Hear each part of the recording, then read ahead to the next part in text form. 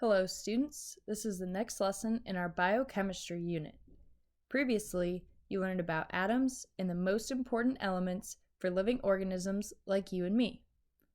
We abbreviated these elements using the acronym CHOMPS. You also learned how atoms can link together to form covalent bonds. In this lesson, we're going to look at how the CHOMPS elements combine to form functional groups that we see in biological macromolecules. And we're going to talk about 4 different functional groups. Our first functional group is going to be the hydroxyl group. So this functional group is made of an oxygen bonded to a hydrogen atom, and we can abbreviate it with the letters OH.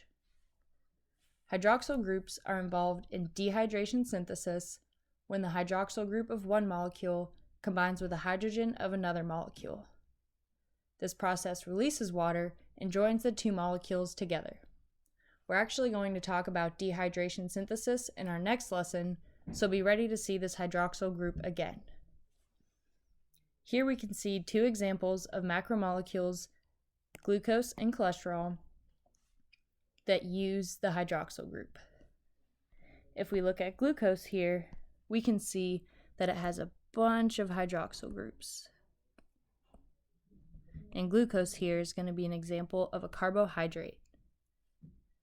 If we look down here, we can see cholesterol, which is an example of a lipid.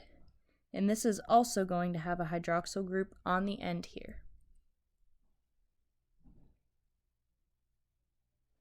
Our next functional group is the amino group. This functional group is made of a nitrogen. So we have a nitrogen bonded to 2 hydrogen atoms. So we can abbreviate this with NH2.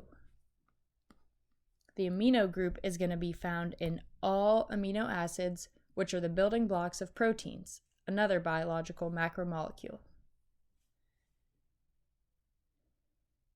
Here we can see the basic structure of all amino acids. Now, one of the functional groups that all amino acids have is, well, the amino group, which is shown right here. So amino acids actually get their name from this amino group that they all have. Next, we have a carboxyl group. This functional group is made of a carbonyl group. So carbon, this right here represents carbon. Our carbonyl group is going to be carbon double bonded to oxygen. And this is also going to be bound to a hydroxyl group, which we saw before. So we can abbreviate this with COOH because we have carbon bonded to 2 oxygens and a hydrogen.